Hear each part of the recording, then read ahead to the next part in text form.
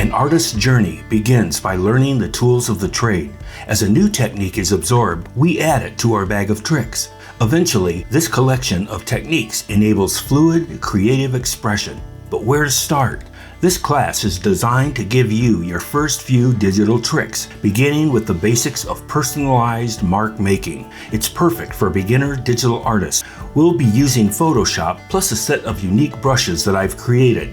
I will give you a behind-the-scenes look at how brush works. When you understand how these brushes are designed, you're able to use your stylus intentionally. Use pressure and gesture to get varied and expressive results. For your class project, we're keeping it simple. We're creating a personality collage inspired by the person you know the most, you.